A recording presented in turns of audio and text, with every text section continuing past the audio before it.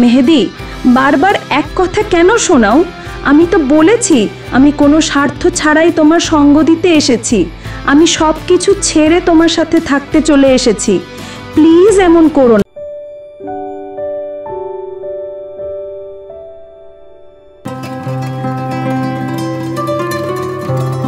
আমাদের জীবন কথা। নাফিসাও ঘরে এসে মেহেদির পাশে দূরত্ব বজায় রেখে শুয়ে পড়ল। এখন শুধু শুধু বিরক্ত করবে না, ও একটু ঘুমাক এই ভেবে মেহেদির কাছে যায়নি। এমনিতেই ওর নিজের শরীরটা খুব দুর্বল লাগছে। হঠাৎ মাথার নিচ থেকে বালিশটা সরে গেল। নাফিসা ঘুরে তাকাতেই দেখল মেহেদি বালিশটা ছুঁড়ে মেঝেতে ফেলে দিল। ঘুমাতে হলে নিচে যা, আর না হয় ঘর থেকে বেরিয়ে যা। এখানে তোমার সমস্যা কি? হঠাৎ এক হাতে নাফিসার দুই গালে ধরে মুখটা চেপে ধরে বলল, কথার ওপর একটাও কথা বলবি তো জিভ ছিঁড়ে ফেলবো। নিচে যা, না হলে লাথি দিয়ে ফেলে দেব। নাফিসার চোখ বেয়ে পানি পড়ছে। মেহেদির হাতটা সরিয়ে সে চুপচাপ নিচে নেমে এলো। কাঁথাটা টানতেই মেহেদি পা দিয়ে আটকে রাখল। শুধু বালিশটাই নিয়ে এসে ঠান্ডা মেঝেতে শুয়ে পড়ল। সুস্থ থাকলে হয়তো এই গরমে এখানে শুতে আরাম লাগতো, কিন্তু এখন ওর খুব ঠান্ডা লাগছে। এই ঠান্ডার মধ্যেই ঘুমিয়ে পড়ল নাফিসা। ঘুম থেকে উঠে দেখল প্রায় সন্ধে হয়ে যাচ্ছে। ওর কাছে মনে হচ্ছে যেন এখন শীতকাল। এত শীত লাগছে কেন? বিছানার দিকে তাকিয়ে দেখল মেহেদি নেই। কোথায় গেছে কে জানে। নাফিসা বালিশটা খাটে রেখে বাথরুমের দিকে পা বাড়ালো। মেহেদি বাথরুম থেকেই বের হচ্ছিল, মুখে পানি দিয়ে। চোখ মুখ একটু ফোলা ফোলা। ও হয়তো মাত্রই ঘুম থেকে উঠেছে। নাফিসা ফ্রেশ হয়ে ঘরে এলো। খুব খিদে লেগেছে। মেহেদি জানালার পাশে দাঁড়িয়ে ফোনে কিছু একটা করছিল। এই ছেলের কি খিদে লাগে না? ঘরে তো কোনো খাবারও নেই, খাবেটা কি? নাফিসা পেট চেপে ধরে রান্নাঘরের দিকে এলো। খাওয়ার মতো তেমন কিছুই নেই। সবজি রাখার ঝুড়িতে কয়েকটা আলু আছে, আর পেঁয়াজগুলো পচে গেছে। হলুদ, মরিচ, লবণ, তেল সবই আছে অল্প অল্প করে। বারান্দায় চালের ড্রামের কাছে গিয়ে দেখল ড্রামের তলায় চালও আছে, কিন্তু এখন রান্না করে খাওয়ার শক্তিটাও যে নেই। ফ্রিজ খুলে দেখল এক প্যাকেট মুরগির মাংস আছে শুধু, আর কিছুই নেই। নিচে একটা বক্সের অর্ধেক আমের আচার রাখা আছে। আচার ওর প্রিয় হলেও এখন ভালো লাগছে না। পেট ভরে শান্তি পাবে এমন কিছু দরকার। সেটা ওটা ঘাঁটতে দেখে মেহেদি বলল, তোকে নিষেধ করেছি না আমার মায়ের কোনো জিনিসে হাত লাগাতে? আমার খিদে লেগেছে, আমাকে খেয়ে ফেল, শান্তি পাবি তুই। এসব কি বলো? মানুষ কি মানুষকে খায়? তোর দ্বারা সবই সম্ভব। ঝগড়া করলে পরে করো, আগে খাবার এনে দাও, দোকান থেকে কিছু নিয়ে আসো। আমার কাছে টাকা নেই। আমি দিচ্ছি। আমি কি তোর চাকর? না, তুমি আমার বর। নাফিসা পার্স হাতে নিতেই মেহেদি ঘর থেকে বেরিয়ে গেল। এর মানে কিছুই বুঝল না নাফিসা। ও কি খাবার আনতে গেছে? নাফিসা পেট চেপে ধরে আরো 5 মিনিট খাটে বসে রইল। মেহেদি এখনো আসছে না। না, ওর আশায় থাকা যাবে না। নাফিসা আস্তে আস্তে হেঁটে রান্নাঘরে এলো। দুটো আলু নিয়ে সিদ্ধ বসালো। আরও 20 মিনিট অপেক্ষা করে চুলাটা বন্ধ করলো। কিন্তু এত গরম আলু তো খাওয়া যাবে না। গরম আলুতে কয়েকবার হাত দিয়ে ছ্যাঁকাও খেয়েছে। ঘরে এসে ফ্যান ছেড়ে দিল। দুপুরে ব্যথার ওষুধ খাওয়ায় পেটটা আরও বেশি জ্বলছিল। আলু ঠান্ডা হয়ে গেলে একটা আলু লবণ দিয়ে মেখে খেলো। আপাতত পেটটা শান্ত হলো। নাফিসা বসে বসে কিছুক্ষণ ফেসবুকে ঘোরাঘুরি করল। মাস্টার্সের পরীক্ষা সামনের সপ্তাহে। মেহেদি কি পরীক্ষা দেবে না? কয়েকটা বই তো ছিঁড়েও ফেলেছে। ভার্সিটি থেকে নাকি ওকে বহিষ্কার করা হয়েছে। সারা বছর পড়ে এখন শেষ মুহূর্তে এসে পরীক্ষাটা বাদ দেবে? ভার্সিটিতে একবার যাওয়া দরকার, কিন্তু যাবে কিভাবে? লগ আউট করে নাফিসা ঘরে পায়চারা করতে করতে নানা কথা ভাবতে লাগলো। মেহেদি রাত 10টার দিকে খালি হাতে ঘরে ফিরল। নাফিসা ওর আশায় না থেকে ভালোই করেছে। হাতে করে কোনো খাবার আনেনি। ঘরে এসেই সে নাফিসাকে টেনে উঠোনে নিয়ে এলো, সাথে ওর লাগেজটাও। ভালোই ভালোই চুপচাপ এখান থেকে চলে যা, দ্বিতীয়বার আসার নামও নিবি না, যেতে বলছি। নাফিসা মেহেদির কাছে এসে ছলছল চোখে তাকিয়ে খুব শান্ত গলায় বলতে লাগলো, মেহেদি, বারবার এক কথা কেন শোনাও? আমি তো বলেছি আমি কোনো স্বার্থ ছাড়াই তোমার সঙ্গ দিতে এসেছি। আমি সব কিছু ছেড়ে তোমার সাথে থাকতে চলে এসেছি।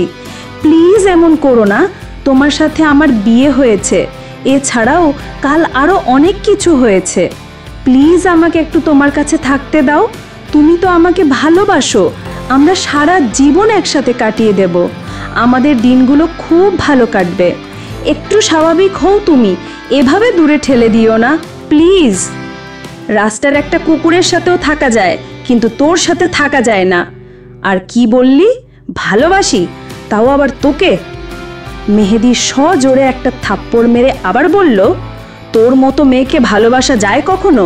বেরিয়ে যা এখান থেকে। আশেপাশের লোকজনকে জানানোর চেষ্টা করেছিস তো তোকে শেষ করে দেবো, আর না হয় আমি নিজে শেষ হয়ে যাব। যা, তুই তোর রিসাদের কাছে যা, খুব ভালো রাখবে তোকে। মেহেদি হন হন করে ঘরে এসে দরজা লাগিয়ে দিল। এই অন্ধকারে নাফিসা এখন কি করবে? এত জোরে কেউ থাপ্পড় দেয়? ওর মাথা ঘুরছে।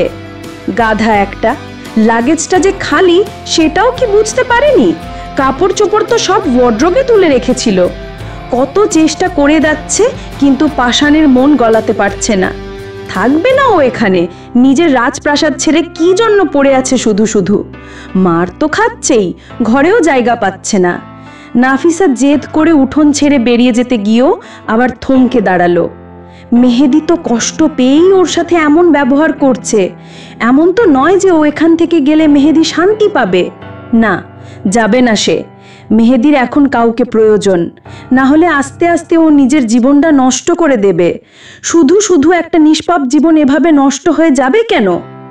মেহেদির ইচ্ছায় বা অনিচ্ছায় নাফিসা এখন সম্পূর্ণ ওর। নাফিসা আবার ঘরের কাছে ফিরে এলো। রাতটা কি বাইরেই কাটাতে হবে? বারান্দায় জায়গা দিলেও তো হতো। ঘরের কাছের মেহগানি গাছটার নিচে হাত পা গুটিয়ে বসে রইল। এই অন্ধকারে এখানে বসে থাকতে ওর ভয় লাগছিল। এই মনে হচ্ছে ভূত নেমে আসছে, আবার এই মনে হচ্ছে শিয়াল কুকুর এসে টেনে নিয়ে যাবে। রাস্তার দিকে কুকুরগুলো কেমন যেন শব্দ করে যাচ্ছে। প্রায় 1 ঘন্টার মতো বসে আছে এখানে। ভয়ে ওর কলিজা কাঁপছিল। হঠাৎ মেহেদি বারান্দার দরজা খুলল। উঁকি দিয়ে নাফিসাকে উঠোনে না দেখতে পেয়ে বাইরে বেরিয়ে এলো। ও কি তাহলে চলে গেছে? আশেপাশে তাকিয়ে দেখলো গাছের নিচে গুটি সুটি মেরে বসে আছে। নাফিসা গাছে হেলান দিয়ে ওর দিকেই তাকিয়ে আছে। মেহেদি কিছু না বলে ঘরে চলে গেল, কিন্তু দরজাটা বন্ধ করলো না। নাফিসা মলিন হাসলো আর মনে মনে বলল, যতই না বলো, তুমি যদি আমাকে কখনো ভালোবেসে থাকো তাহলে এখনো ভালোবাসো। সেটা আমি খুব ভালো করেই বুঝতে পারছি মেহেদি। এটা ঠিক, আমাকে তুমি অনেক ঘৃণা করো, কিন্তু ভালোবাসাটা ঠিকই রয়ে গেছে মেহেদি। নাফিসা আস্তে আস্তে হেঁটে ঘরে এসে দরজা লাগিয়ে ভিতরে এলো। মেহেদি জানালার পাশে দাঁড়িয়ে সিগারেট খাচ্ছিল। এটা নাফিসার একদমই ভালো লাগছিল না। পাশে এসে দাঁড়িয়ে বলল, সিগারেট খাও কেন তুমি? ওর দিকে ধোঁয়া ছেড়ে বলল, তাতে তোর কি? ধোঁয়াটা নাকে লাগায় নাফিসা আঁচল টেনে নাক চেপে ধরে বলল, রাগ ঘৃণা তো সব আমার উপর। এভাবে শুধু শুধু নিজের জীবনটাকে নষ্ট করছো কেন?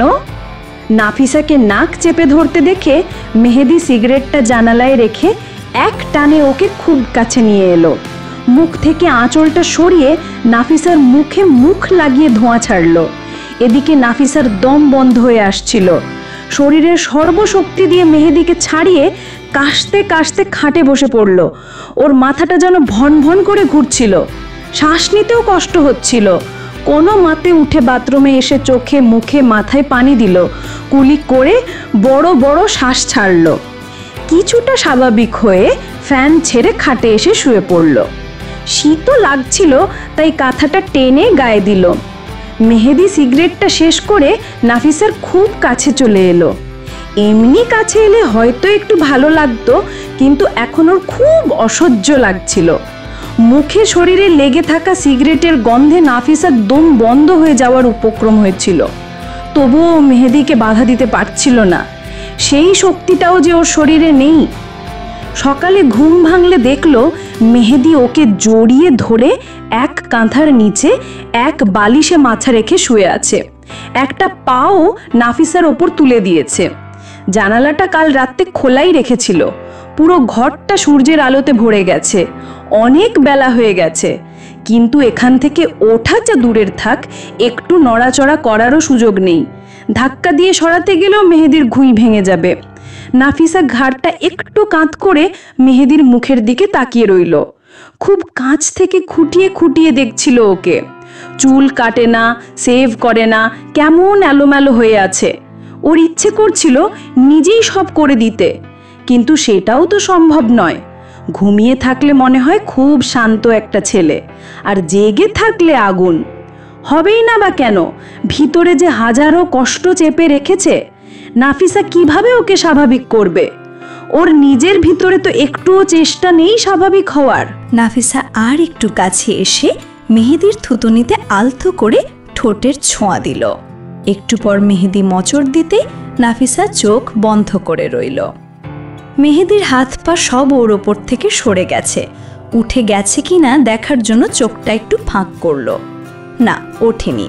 অন্যদিকে ঘুরে বুকের ওপর ভর দিয়ে উপুর হয়ে শুয়ে আছে। নাফিসা কাপড় চোপড় ঠিক করে খুব সাবধানে উঠে পড়ল। ওয়ার্ড্রপ থেকে শাড়ি নিয়ে বাথরুমে চলে গেল। গোসল করে এসে দেখল মেহেদি এখনো ঘুমাচ্ছে। সূর্যের আলো এসে ওর পিঠের একপাশে পড়ছে। জানালাটা একটু চাপিয়ে রান্নাঘরে এসে রাতে সিদ্ধ করা আলুটা খেয়ে পানি খেয়ে নিল।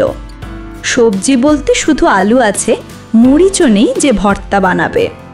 ফ্রিজে মুরগির মাংস আছে, কিন্তু রান্না তেমন ভালো পারে না, তাই ওটা রান্নার চিন্তা বাদ দিয়ে দিল। কখনো রান্না করে খায়নি, পারবে কিভাবে? মামিকে রাঁধতে দেখে টুকটাক জানে। নাফিসা আলু কুচি করে তেল আর লবণ দিয়ে ভাজি করলো। যেমনই হোক পেটে গেলেই হলো। ভাতের মারগালটি গিয়ে হাতে গরম মার পড়েছে। ও মা বলে একটা ছোটখাটো চিৎকার দিল। পাতিলটা সোজা করে কিছুক্ষণ ঠান্ডা পানিতে হাত চুবিয়ে রাখলো। চিৎকার শুনে মেহেদির ঘুম ভেঙে গেছে। ঘরে তাকিয়ে নাফিসাকে দেখতে না পেয়ে সে বিছানা ছেড়ে বেরিয়ে এলো। রান্নাঘরে দেখলো নাফিসা পানিতে হাত ডুবিয়ে রেখেছে। হাত কেটেছে, না হয় পুড়ে গেছে। রান্না করে খাচ্ছে বেশি বেশি। মেহেদি গোসল করতে বাথরুমে চলে গেল। নাফিসার ভাত রান্না আর আলু ভাজি হয়ে গেছে। ঘরে এসে দেখলো মেহেদি ওয়ার্ড্রোব খুলে শার্ট বের করছে। নাফিসা দ্রুত রান্নাঘরে এসে মেহেদির জন্য এক প্লেট ভাত নিয়ে ভয়ে ভয়ে ঘরে এলো, না জানি ফেলে দেয়। নাফিসা, কোথায় যাও? ভাত খেয়ে তারপর যাও। মেহেদি অগ্নি দৃষ্টিতে তাকিয়ে ভাত নিতে গেলে নাফিসা দ্রুত প্লেটটা সরিয়ে নিল। নাফিসা, না খেলেও ফেলো না প্লিজ। অনেক কষ্ট করে হাত পুড়িয়ে রান্না করেছি। তাছাড়া খাবার নষ্ট করতে নেই, আল্লাহ রাগ হবেন। মেহেদি হনহন করে বেরিয়ে গেল। পেছন থেকে নাফিসা একটু জোর গলায় বলল, আসার সময় বাজার করে নিয়ে এসো। সেই প্লেটে নাফিসা নিজেই খেয়ে নিল। আজ শান্তি লাগছে। দুদিন পর ভাত খেলো। ভাত খেয়ে ব্যথার ওষুধ খেয়ে নিল। শরীরে জ্বর নেই, কিন্তু ব্যথা কমার জায়গায় মেহেদি আরও বাড়িয়ে দিয়েছে। পোড়া জায়গায় কালকের আনা সেই মলমটা লাগিয়ে দিল। খুব জ্বালা করছে। সব কিছু গুছিয়ে বাথরুমে গিয়ে দেখলো মেহেদি ওর কাপড় চোপড় এখানেই রেখে চলে গেছে। বউয়ের উপর কাজ দিয়ে গেছে বুঝি। নাফিসা সেগুলো ধুয়ে বাইরে শুকাতে দিল। হঠাৎ দূর থেকে দেখলো সেই আঙ্কেল রাস্তার দিকে যাচ্ছেন। ওর মাথায় একটা বুদ্ধি এলো। নাফিসা এক প্রকার দৌড় দিয়ে উঠোনটা পার হয়ে আঙ্কেলকে ডেকে বলল, মেহেদির সাথে দেখা হলে যেন একটু বলে দেন বাসায় বাজার নেই, তাই বাজার করে নিয়ে বাসায় ফেরে। আঙ্কেল ঠিক আছে বলে চলে গেলেন। নাফিসা মনে মনে খুশি হয়ে বলল, আন্টিটা কাল আমার কত বড় উপকার করে দিয়ে গেছে। ভালো একটা আইডিয়া দিয়ে গেছে। আমার কথা তো শুনবেই না, বাইরের লোক দিয়ে বলাবো। আঙ্কেলের কথা শুনে মেহেদি রেগে মেগে বাড়ির দিকে আসছিল। পেয়েছে তা কিও, লোকদের ডেকে এটা সেটা শোনাচ্ছে। কি চাইছে ও? আজ এর একটা বিহিত করেই ছাড়বে। ঘরে ঢুকতেই দেখলো গোলাপি বিল্ডিংয়ের চাচি সহ পাশের বাড়ির আরও দুজন চাচি এসে নাফিসার সাথে গল্প করছেন। মেহেদিকে দেখেই তাদের মধ্যে একজন বললেন, চাচি, মেহেদি, খুব ভালো বউ পেয়েছো, যেমন সুন্দরী তেমন আচার আচরণও ভালো। তোমার মা থাকলেও আজ ছেলের বউয়ের প্রশংসা করে বেড়াতেন। চাচি 2, যা হয়েছে হয়েছে, পুরনো সব ভুলে নতুন করে সব গুছিয়ে নাও, সুন্দরভাবে সংসারটা সাজাও। 2-4টে কথা বলে তারা আরও প্রশংসা শোনাচ্ছিলেন নাফিসার, আর ওদের জ্ঞান দিচ্ছিলেন। মেহেদি জোর করে মুখে একটু হাসি ফোটানোর চেষ্টা করলো, ভেতরটাও রাগে ফাটছিল। এর মধ্যে নাফিসা ঝোপ বুঝে কোপ মারল, কি গো, বাজার করে আনোনি যে? চ্যানেলটি এখনও যারা সাবস্ক্রাইব করেননি তারা সাবস্ক্রাইব করে পাশে থাকুন। মেহেদির এখন অনেক কিছুই করতে ইচ্ছা করছিল, কিন্তু কিছুই করতে পারছিল না, তাই খুব শান্ত গলায় উত্তর দিল, মেহেদি, সাথে টাকা নিতে ভুলে গেছি। নাফিসা, ও। নাফিসা বসা থেকে উঠে এসে ওয়ার্ড্রোব খুলে মেহেদির ছুঁড়ে মারা 500 টাকার নোটটা ওর হাতে দিল। মেহেদি অগ্নিদৃষ্টিতে তাকালো, নাফিসা মুখে হাসি ফুটিয়ে রাখল। মেহেদি কিছু না বলে টাকাটা নিয়ে বেরিয়ে গেল। আন্টিরা একটু পরই চলে গেলেন। মেহেদি এবার সত্যি সত্যি বাজার করে বাসায় ফিরেছে। নাফিসা ঘর থেকে দেখেই হাসছিল, যাক, কাজ হয়েছে তাহলে। নাফিসা বাজারটা এগিয়ে নিতে দরজার কাছে এসে দাঁড়ালো। মেহেদি কাছে আসতেই নাফিসা বাজার নেওয়ার জন্য হাত বাড়ালো। মেহেদি ওর হাতে ব্যাগটা দিয়ে দিল। নাফিসা বাজারটা রান্নাঘরে রাখতে গেল। মেহেদি ঘরে এসে দেখলো চাচিরা চলে গেছেন কিনা। ঘরে কাউকে না পেয়ে এবার সে প্রথমে বারান্দার দরজাটা লাগালো, পরে নাফিসার হাত ধরে টেনে নিয়ে ঘরে এসে দরজাটা আটকে দিল। সজোরে ওর 2 গালে 2টো থাপ্পড় বসিয়ে দিল। নাফিসার চোখে যেন হলদে ফুল ফুটছিল, আর চোখের বৃষ্টি ঝরতে তো সময় লাগলো না।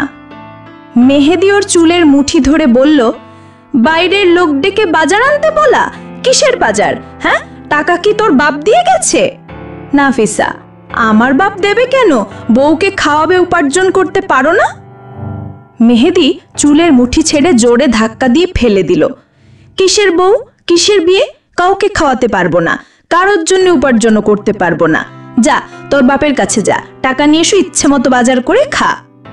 নাফিসা, ছি, তুমি একজন শিক্ষিত ছেলে হয়ে যৌতুক নেবে? তবে সমস্যা নেই, তুমি বললে আমি টাকা এনে দেব। মেহেদির মেজাজ এবার চরমে উঠল। পড়ার টেবিলের সামনে থেকে চেয়ারটা হাতে নিয়ে বিকট একটা চিৎকার করে নাফিসাকে মারতে এলো। নাফিসা চোখ বন্ধ করে 2 হাতে মাথা চেপে ধরল, কিন্তু মেহেদি থেমে গেছে। কি করতে যাচ্ছিল সে? এখনই তো খুন হয়ে যেত। চেয়ারটা ছুঁড়ে মেঝেতে ফেলে দিল। নাফিসা চোখ খুলে তাকিয়ে মেহেদি ওর সামনে এসে 2 হাত ধরল। হাতের চুড়ি জোড়া খুব ভালো করে চিনে বলতে পারল, মেহেদি, এগুলো পড়েছ কেন? খোলো। নাফিসা, না, খুলবো না। আমার স্বামীর দেওয়া প্রথম গিফট পরবো না কেন? ছাড়ো প্লিজ। হ্যাঁ মেহেদি, ব্যথা পাচ্ছি আমি, ছাড়ো। মেহেদি জোর করেই যাচ্ছিল।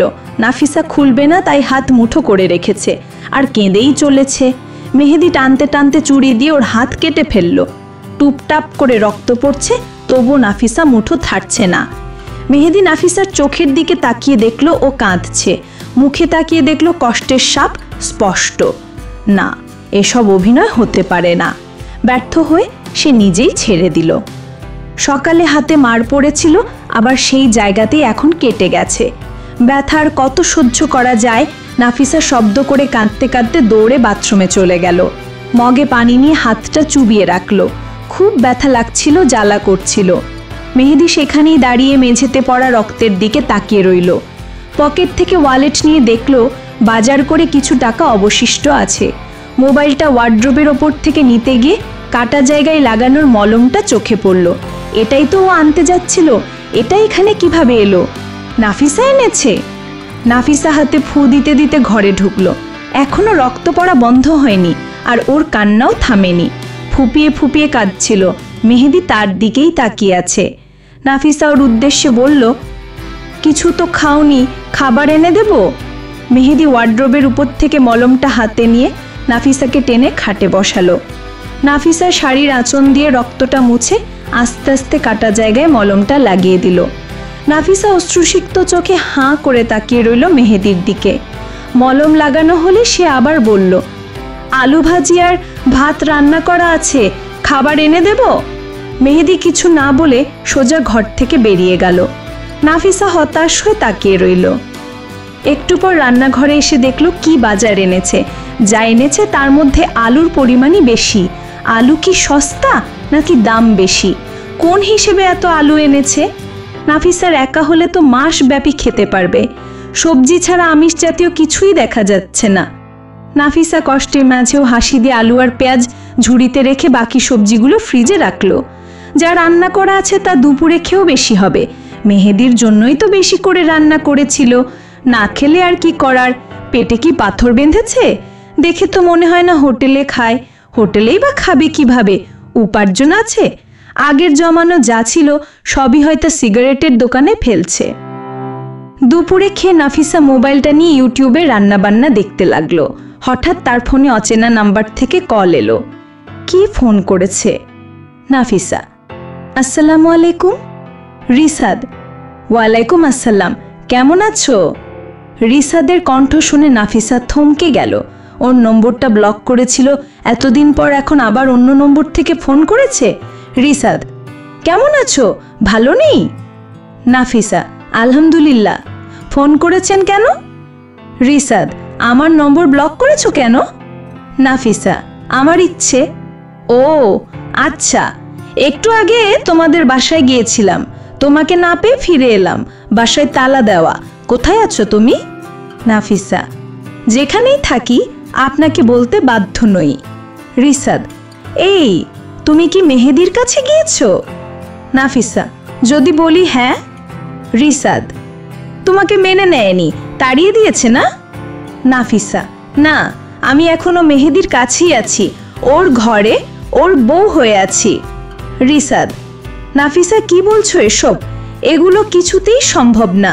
তুমি আমাকে মিথ্যা কথা বলছো। মেহেদি তোমাকে মানবে না। আর যদি সেখানেও থেকে থাকো তাহলে চলে আসো তুমি আমার কাছে। আমি তোমাকে অনেক ভালো রাখবো, অনেক ভালোবাসবো। মেহেদির কাছে তুমি একটু ভালো থাকতে পারবে না।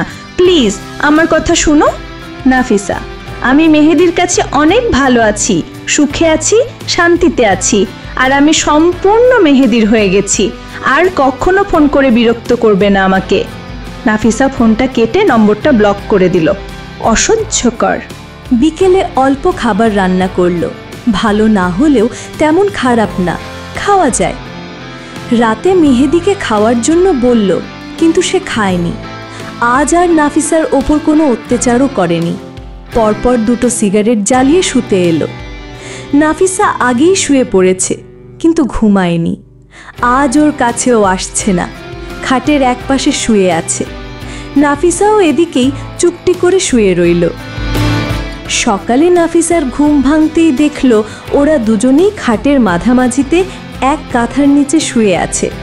তবে তাদের মাঝে একটু দূরত্ব আছে। মাথার উপর ধীর গতিতে ফ্যান চলছে। মেহেদির একটা হাত নাফিসার বালিশের কাছে। নাফিসা মেহেদির হাতের ওপর তার হাতটা আলতো করে রাখল। আঙুলের ফাঁকে আঙুল রাখতেই যেন ঘুমের মধ্যেই মেহেদি ওর হাতটা আঁকড়ে ধরল। নাফিসা মুচকি হেসে সেও মুঠোয় ধরল মেহেদির হাত। হঠাৎই মেহেদির ঘুমটা ভেঙে গেল, হয়তো নাফিসার হাতের স্পর্শেই। চোখ কপাল কুঁচকে তাকাতেই নাফিসার মুখে হাসি দেখতে পেল। আর তার হাত যে নাফিসার হাত ধরে আছে সেটাও চোখে পড়ল। মেহেদি হাতটা সরিয়ে নিতে চাইলে নাফিসা আরও বেশি চেপে ধরল। মেহেদি এবার ঝাটকা দিয়ে হাতটা সরিয়ে নিল, যার ফলে নাফিসা কাটা জায়গায় ব্যথা পেল। মেহেদি উঠে চলে গেল। নাফিসাও উঠে বিছানা আর ঘরটা গুছিয়ে নিল। সকালের জন্য আর রান্না করেনি, শুধু শুধু কার জন্য রান্না করবে? রাতের খাবারটা গরম করে খেয়ে নিল সে। মেহেদি নিত্যদিনের মতো ঘর থেকে বেরিয়ে গেল। নাফিসা শাড়ির সাথে দুটো 3 পিস এনেছিল। গোসল করে সেখান থেকে একটা কলারযুক্ত 3 পিস পরে নিল, যার ফলে গলার আর ঘাড়ের দাগগুলো ঠেকে গেছে। কিন্তু কাল যে থাপ্পড় দিয়েছিল 2 গাল এখনো লাল হয়ে আছে। ক্রিম পাউডার ভালোভাবে মেখে কিছুটা নিয়ন্ত্রণে আনতে পেরেছে। জর্জেট ওড়নাটা মাথায় ঘোমটা দিয়ে পার্স আর ফোন হাতে নিয়ে দরজা তালা দিয়ে বেরিয়ে গেল। এর মাঝে মেহেদির বাসায় ফেরার সম্ভাবনা কম। ওড়না দিয়ে মুখটা ঢেকে রিকশায় উঠে ভার্সিটির উদ্দেশ্যে রওনা দিল। পথে মেহেদিকে দেখল নাফিসা। বাজারের পাশে চায়ের দোকানে দাঁড়িয়ে কলা খাচ্ছে আর হাতে বিস্কুটের মতো কিছু একটা দেখা যাচ্ছে। তাহলে ভাত না খেয়ে বাইরে এসে রুটি কলা খেয়ে দিন কাটায়? কয়দিন চলবে এভাবে? নাফিসা বড় একটা নিঃশ্বাস ছাড়ল। রিকশা নিয়ে সে ভার্সিটি চলে এলো। ভাগ্যের পরিহাসে প্রিন্সিপালের ঘরে এসে তাকে একা পেল। মেহেদিকে ভার্সিটির সব শিক্ষকেরাই চেনেন। স্যারের অনুমতি নিয়ে ব্যক্তিগতভাবে অনেক অনুনয় বিনয় করে মেহেদির সাথে ঘটা সব ঘটনা সে খুলে বলল। আর মেহেদিকে যেন ভার্সিটি থেকে পরীক্ষা দেবার সুযোগ দেওয়া হয় সেটাও অনুরোধ করল। ফর্ম পূরণ তো আগেই করা ছিল, এখন শুধু অ্যাডমিট কার্ডটা দিলেই সে পরীক্ষা দিতে পারবে। প্রথমে রাজি না হলেও পরে প্রিন্সিপাল রাজি হলেন আর নাফিসাকেও নানা কথা শোনালেন। নিজের সাধ্যমতো বোঝানোর চেষ্টাও করলেন। নিজের পড়াশোনাও চালু রাখতে বললেন। নাফিসা এত ভালো কিছু আশা করেনি, তবু পেয়ে গেল। এটাই শিক্ষার গুরুত্ব প্রকাশ করে। তিনি একাধারে বকাও দিয়েছেন, জ্ঞানও দিয়েছেন, আবার ভবিষ্যতের লক্ষ্যও দেখিয়েছেন। একজন অশিক্ষিত লোকের কাছে নিশ্চয়ই এসব পাওয়া যেত না। নাফিসা প্রিন্সিপালের প্রতি অনেক কৃতজ্ঞতা প্রকাশ করল। সেখান থেকে ফেরার পথে পলাশ স্যারের সাথে দেখা হলো। স্যার জানালেন 2 দিন পর ফাইনাল পর্বের প্রতিযোগিতা। নাফিসা আর মেহেদিকে নিয়ে স্যারের অনেক স্বপ্ন ছিল। মেহেদিকে তো নেওয়া হবে না, এখন শুধু নাফিসাই আছে অংশ নেবার মতো। নাফিসাকে অনেক বলার পরেও সে রাজি হলো না। এই প্রতিযোগিতার জন্যই এত কিছু ঘটেছে, এটাতে সে কখনোই অংশ নেবে না। মেহেদিকে নেওয়ার জন্য সে স্যারকে অনুরোধ করল। স্যার মুখটা মলিন করে ফেললেন। নাফিসারও কষ্ট হচ্ছিল, তবু এর চেয়ে বেশি কষ্ট হচ্ছিল মেহেদির স্বপ্নটা ভেঙে দেওয়ার জন্য। ভার্সিটি থেকে সে সোজা শপিং মলে চলে গেল। আরও 5-6টা শাড়ি কিনল আর 2টো বোরকার সাথে হিজাব কিনল। বোরকা হিজাব বাসাতেই ছিল, কিন্তু এখন আর ও বাড়িতে যাবে না। দ্রুত কেনাকাটা শেষ করে বাসার দিকে রওনা হলো। রাস্তায় জ্যাম থাকায় রিকশা থেকে বাজারের কাছেই নেমে গেল। কতটা পথ এখন হেঁটে যেতে হবে?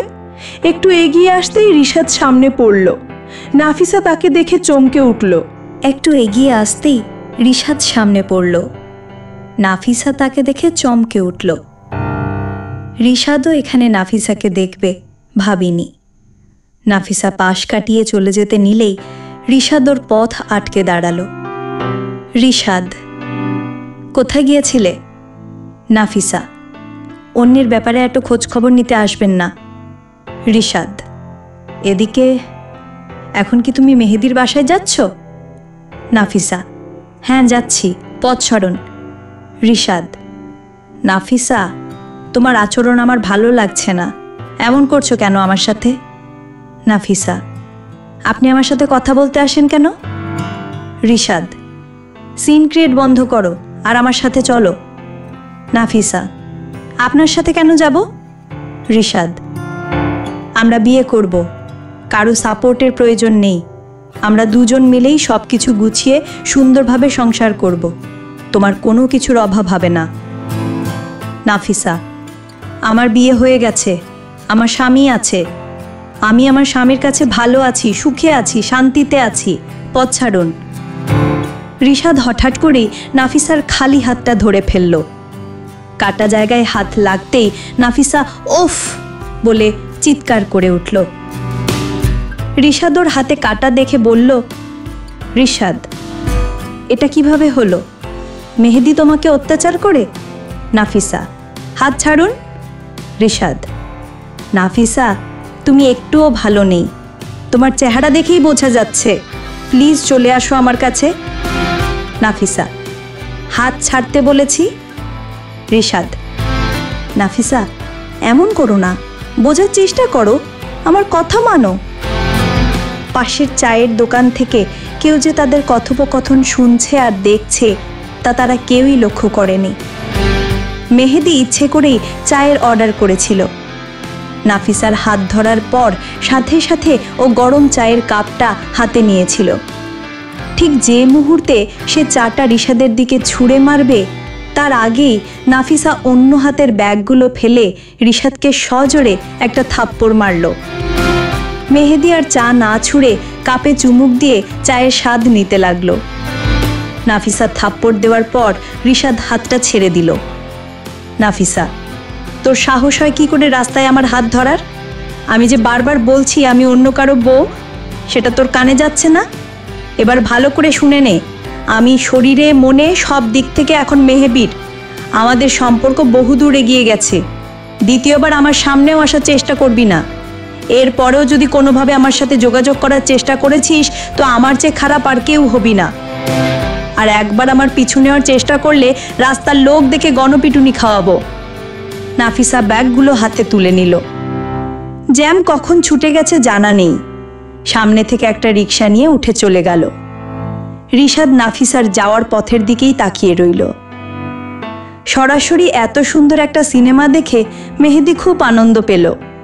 সে দোকানের বিল পরিশোধ করে রিশাদের সামনে দিয়ে মুখে হাসি ফুটিয়ে হেঁটে চলে গেল বাড়ির পথে। রিশাদ মেহেদিকে দেখে অবাক। ও এতক্ষণ এই দোকানে ছিল, অথচ দেখতেই পায়নি। দেখবেই বা কিভাবে? দোকানে তো পর্দা টানানো। আজ ওর খুব কষ্ট হচ্ছিল। বিপরীত পথে সেও ধীর পায়ে হেঁটে যেতে লাগলো। নাফিসা বাসায় ফিরে তালা খুলে ভেতরে ঢুকলো। মেহেদি এর মাঝে বাসায় এসেছে কিনা কে জানে। কিছুক্ষণ পর মেহেদি বাসায় ফিরে দেখলো নাফিসা শপিং ব্যাগগুলো এক এক করে ওয়ার্ড্রোবে রাখছে। দরজাটা লাগিয়ে মেহেদি জিজ্ঞেস করলো, মেহেদি, কোথায় গিয়েছিলি? নাফিসা, শপিং করতে। তুমি তো কিছুই এনে দাও না, তাই নিজেই শপিং করে এলাম। মেহেদি, শপিং করতে গিয়েছিলি নাকি রিশাদের সাথে দেখা করতে? নাফিসা চমকে উঠল মেহেদির কথা শুনে। হঠাৎ সে রিশাদের কথা বলল কেন? নিজেকে অনেকটা স্বাভাবিক করে বলল, রিশাদের সাথে দেখা করতে কেন যাব? শপিং ব্যাগগুলো কি তোমার চোখে পড়ছে না? তা তো পড়ছেই। মেহেদি নাফিসাকে এক টানে নিজের খুব কাছে নিয়ে এলো। একটা হাত নাফিসার পিছনে রেখে ওকে নিজের সাথে চেপে ধরল। অন্য হাতে নাফিসার সামনে আসা চুলগুলো কানের পিছনে গুজে দিল। একটা আঙুল দিয়ে কপাল, নাক, ঠোঁট স্পর্শ করতে করতে গলা পর্যন্ত নামালো। নাফিসার ভেতর তোলপাড় শুরু হয়ে গেছে। এই স্পর্শ এক অজানা অনুভূতির জন্ম দিচ্ছিল। মেহেদি গলা থেকে হাতটা নিয়ে নাফিসার মাথার পেছনে রাখল। তার নাক আর ঠোঁট দিয়ে নাফিসার সারা মুখে আদর করতে করতে মাতাল সুরে বলল, আমার হাজবেন্ড আছে। আমি আমার হাজবেন্ডের কাছে ভালো আছি, সুখে আছি। আমি শরীরে মনে সব দিক থেকে এখন মেহেদির। আমাদের সম্পর্ক বহুদূর এগিয়ে গেছে। রাস্তায় দাঁড়িয়ে কে বলছিল এসব? নাফিসা চোখ খুলে অবাক হয়ে তাকিয়ে রইল। চোখে ওর বৃষ্টি ঝরছিল। মেহেদি এসব জানলো কিভাবে? সে কি আশেপাশে ছিল? তাহলে তাকে দেখতে পেল না কেন? মেহেদির এখনকার আচরণও নাফিসা বুঝতে পারছিল না। সে স্বাভাবিক আছে নাকি রেগে আছে? মেহেদি এখনো নাফিসার গালে, ঠোঁটে, চোখে, কপালে ছোঁয়া দিয়েই যাচ্ছিল। আস্তে আস্তে ঠোঁট দুটো আটকে ধরেছে। সে এখন ঠোঁটের স্বাদ নিতে ব্যস্ত। নাফিসা পরম সুখে ভেসে যাচ্ছিল। এ কি বাস্তব নাকি স্বপ্ন? মেহেদি রেগে যাওয়ার বদলে বিপরীত আচরণ করছে। এবার নাফিসাও এক হাতে মেহেদির শার্ট খামচে ধরে অন্য হাতে ওর চুল আঁকড়ে ধরেছে, যেন মেহেদির সাথে পাল্লা দিয়ে যাচ্ছিল। কতক্ষণ সে এমন সুখে ভেসেছে তার জানা নেই। হঠাৎ করে মেহেদি ওর নিচের ঠোঁটে খুব জোরে একটা কামড় বসিয়ে দিল।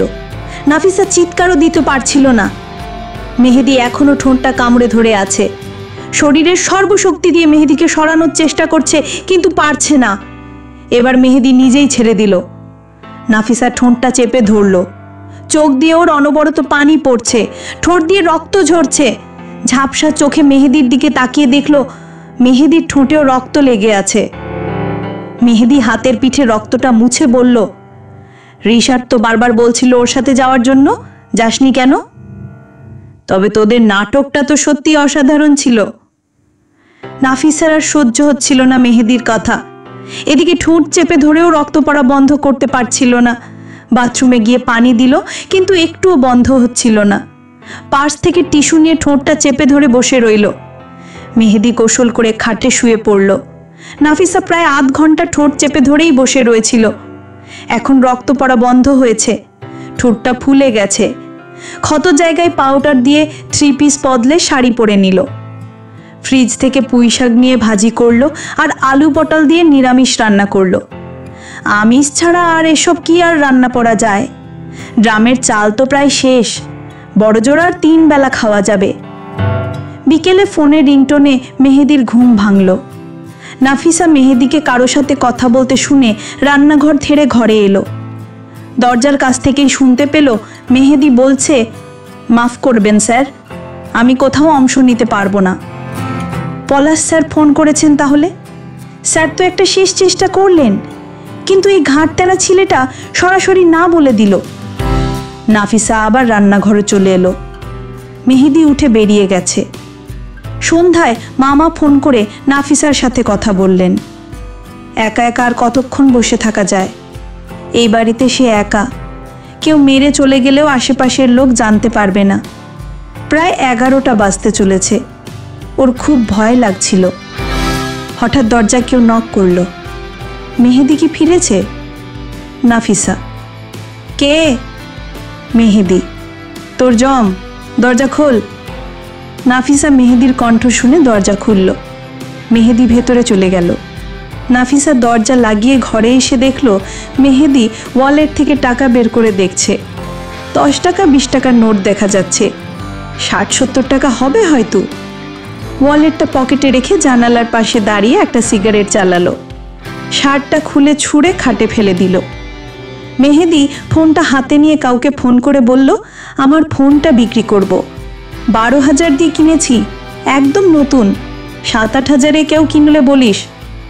ভান্ডার বুঝি ফুরিয়ে গেছে, এখন ফোন বেচে খাবে? নাফিসা বিড়বিড় করতে করতে শার্টটা তুলে চেয়ারে ছড়িয়ে রাখল। মেহেদি বাইরে তাকিয়ে সিগারেটের ধোঁয়া উড়িয়েই যাচ্ছিল।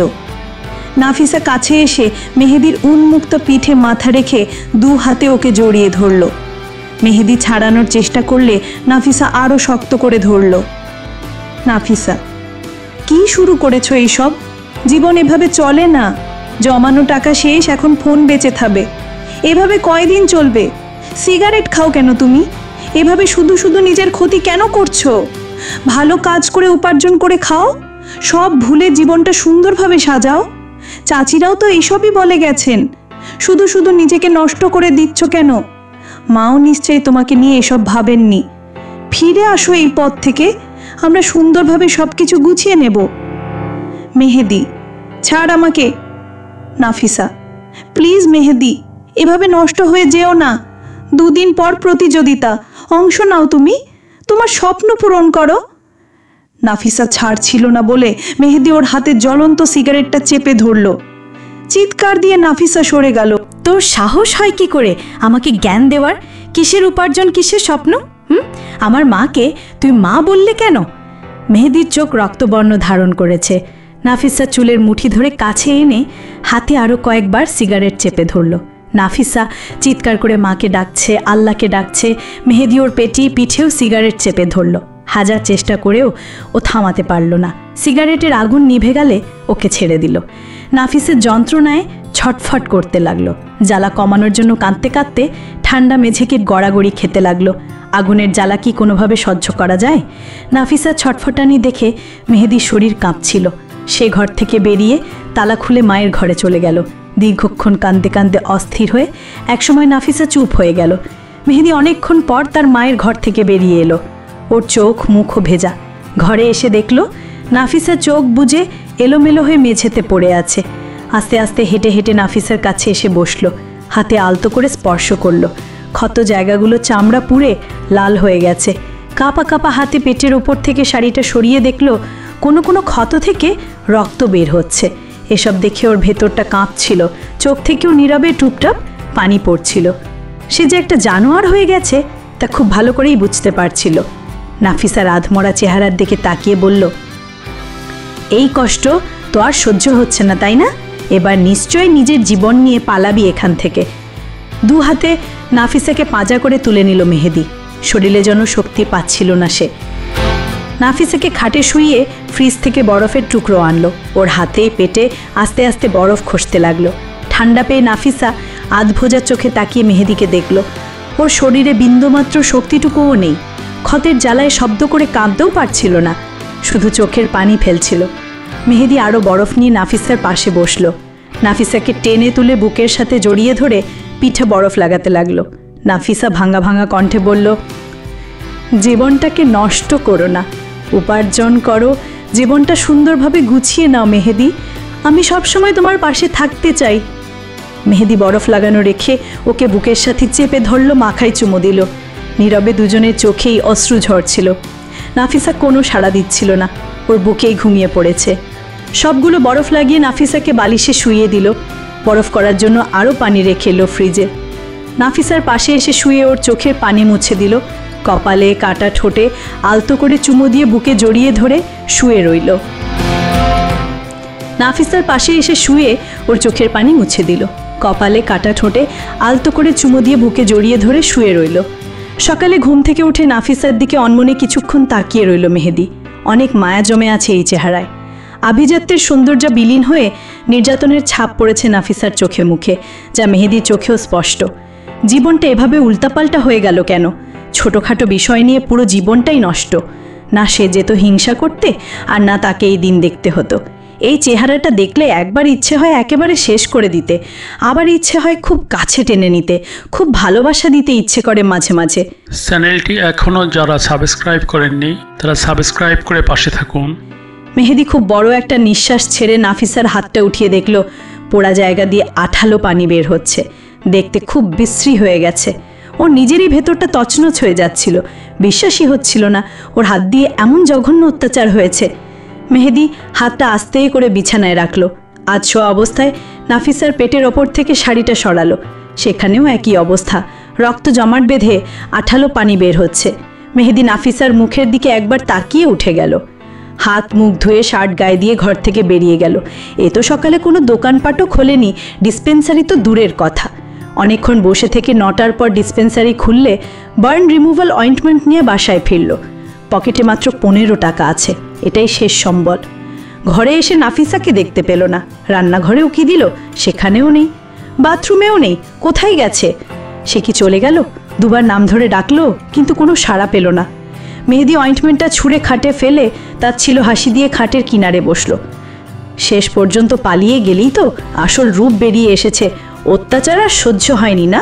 এবার নিশ্চয়ই আরও কঠিন মামলায় আমাকে ফাঁসাবি। কর যা করার। নিজের নিঃশ্বাসটা বন্ধ হওয়ার অপেক্ষায় আছি আমি। কিছুই তো আমার কাছে ছিল না, শুধু শুধু কিসের লোভে এসেছিস? তবে এটা ঠিক, ঘরটা একটু ফাঁকা হয়ে গেছে। হঠাৎ করেই নাফিসার লাগেজের দিকে চোখ পড়ল। মেহেদি খাট থেকে উঠে ওয়ার্ড্রোব খুলে দেখল কাপড় চোপড় সব এখানে আছে। এসব আবার এখানে রেখে গেছে কেন? পালিয়ে যাইনি আমি কোথাও। নাফিসার কণ্ঠ শুনে মেহেদি দরজার দিকে তাকালো। শাড়ির আঁচল পেঁচিয়ে পুরো শরীর ঢেকে রেখেছে সে। নাফিসা ঢুকতে ঢুকতে বলল, আমি তো যাওয়ার জন্য আসিনি, তাহলে পালাবো কেন? প্রায় অনেকক্ষণ ধরে এখানে দাঁড়িয়ে দেখছি পাগলের মতো একা একা কথা বলে যাচ্ছ। আমাকে এত ভালোবাসো আর এত মিস করো, তাহলে আঘাত কেন করো? আচ্ছা সেটাও না হয় বুঝলাম, বেশি ভালোবাসো তাই বেশি আঘাত করো, কিন্তু নিজেকে কষ্ট দাও কেন শুধু শুধু?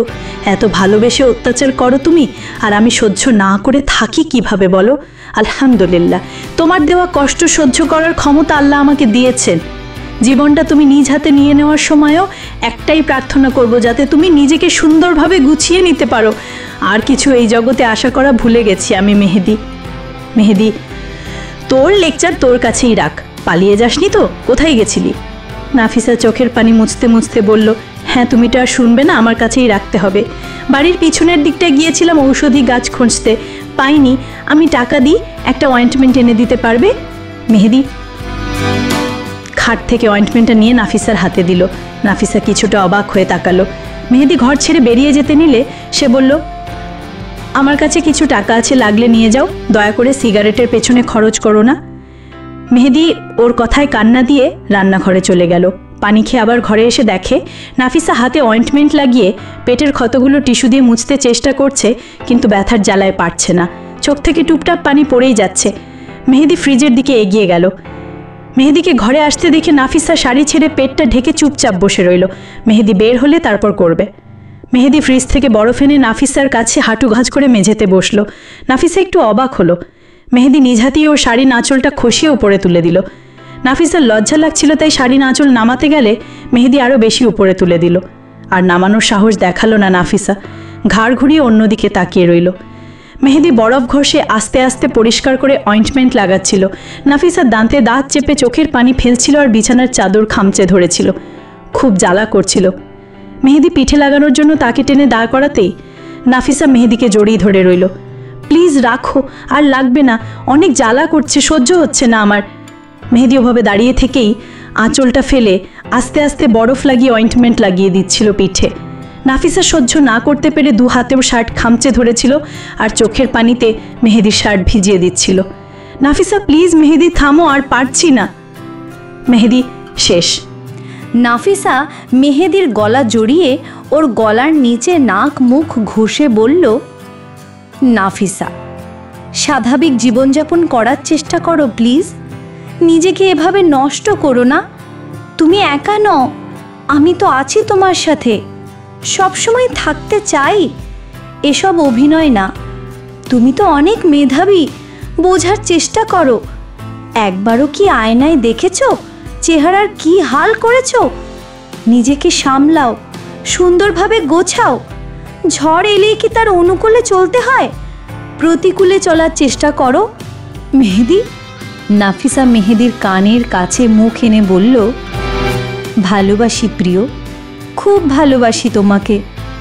নাফিসার হঠাৎ হুঁশ ফিরল। সে মেহেদির কান পর্যন্ত পৌঁছালো কিভাবে? সে তো এত লম্বা না। মেহেদির গলা ছেড়ে পায়ের দিকে তাকাতেই দেখল সে মেহেদির পায়ের ওপর ভর দিয়ে দাঁড়িয়ে আছে। মুখের দিকে তাকিয়ে দেখল মেহেদি চুপচাপ ওর দিকে তাকিয়ে আছে।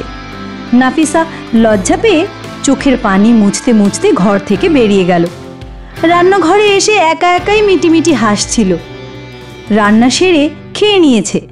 মেহেদি বাইরে বেরিয়ে গেছে। তাকে খাবার দেওয়ার জন্য 1 ঘন্টার মতো অপেক্ষা করল নাফিসা, কিন্তু মেহেদি আসেনি।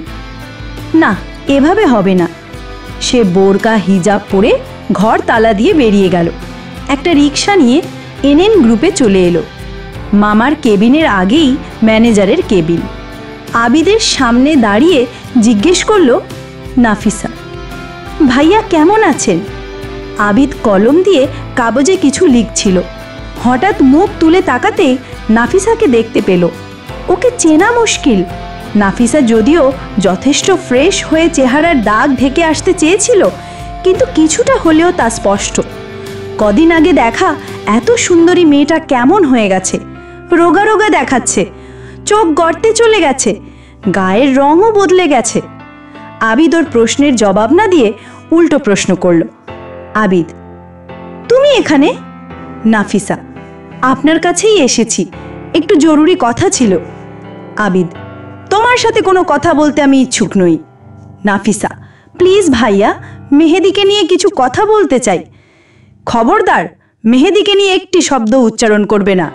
ছেলেটার জীবনটা একেবারে শেষ করে দিয়েছো। তোমার সাহস হয় কি করে সরাসরি আমার অফিসে আসার? আমি এখানে গল্প করতে আসিনি, কাজে এসেছি। তুমি চাকরির খবরটা দিয়ে সাহায্য করেছো বলে তুমি যখন তখন এখানে আসতে পারো না। এটা একটা অফিস, বেরো। নাফিসা আমি জানি এটা অফিস, একটু তো শুনুন।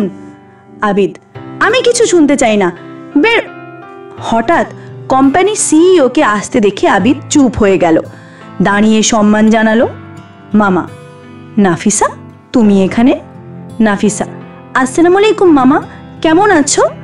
মামা ওয়ালাইকুম আসসালাম, আলহামদুলিল্লাহ। কিন্তু তোমার এই অবস্থা কেন? চেহারার একই হাল করেছো, এমন দেখাচ্ছে কেন তোমাকে? অসুস্থ তুমি? নাফিসা মামা একটি জ্বর হয়েছিল, তাই এমন দেখাচ্ছে। সে কি, আমাকে জানাওনি কেন? ওষুধ নাওনি? নাফিসা হ্যাঁ নিয়েছি, আল্লাহর রহমতে এখন সুস্থ আছি। মামা আমাকে না জানিয়ে হঠাৎ করে এখানে? নাফিসা এমনি এলাম দেখা করতে আর সারপ্রাইজ দিতে। মামি অহনা কেমন আছে? মামা ভালো।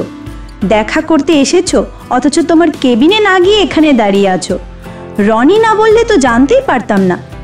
নাফিসা, ওটা আমার কেবিন না, ওটা তোমার। মামা হেসে, তোমারই। আবিদ, তুমি তো মনে হয় নাফিসাকে অন্যভাবে চেনো, কিন্তু অফিসের অন্য সদস্যদের মতো ওকে জানো? আবিদ, বুঝলাম না স্যার। নাফিসা, মামা প্লিজ, তোমার লেকচার বন্ধ করো।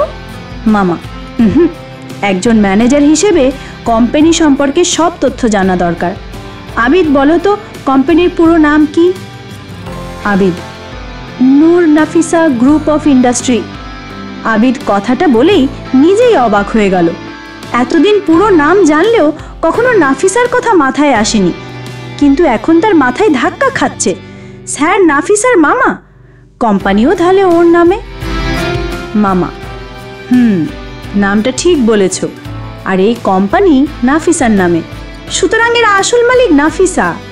তুমি ছাড়া সবাই ওকে চেনো। তুমি যোগ দেওয়ার পর নাফিসা এখানে আসেনি, তাই পরিচয় করাতে পারিনি। নাফিসা, খুব ভালো একজন ম্যানেজার জোগাড় করেছো তুমি। অসাধারণ পরিশ্রম করে আমাদের ম্যানেজার সাহেব। নাফিসা মুচকি হাসলো। মামা আবার বললেন, আজকে দুটো কোম্পানির সাথে একটা ডিলিং মিটিং আছে, তুমি যেহেতু এসেছো মিটিংটায় অংশ নাও। নাফিসা, কিন্তু মামা, আমাকে একটু তাড়াতাড়ি বাসায় ফিরতে হবে। মামা, মাত্র তো এলে, আবার কবে না কবে আসো। কিছুক্ষণের মধ্যেই মিটিং শুরু হবে, থেকে যাও, আসো আমার সাথে, আমি ফাইলগুলো দেখিয়ে দিচ্ছি। আবিদ, ফাইল রেডি না? আবিদ, জি স্যার। দাও, আমি নিয়ে যাই। আবিদ, স্যার আমি নিয়ে আসছে। ওকে, এসো। মামা নাফিসাকে নিয়ে চলে গেলেন। আবিদ ফাইল নিয়ে পিছু পিছু যাচ্ছিল। অফিসের সব স্টাফ নাফিসার সাথে বন্ধুত্বপূর্ণভাবে কথা বলছিল। নাফিসাও হাসি মুখে জবাব দিচ্ছিল। সবাই ওকে ম্যাম বলে সম্বোধন করছিল। আবিদের এখন খুব লজ্জা লাগছিল, নিজেকে তুচ্ছ মনে হচ্ছিল। এখানে সবার ওপরে যার স্থান, সবাই যাকে এত সম্মান দিয়ে কথা বলছে, আর সে কি না ওর সাথে রূঢ় ব্যবহার করছিল।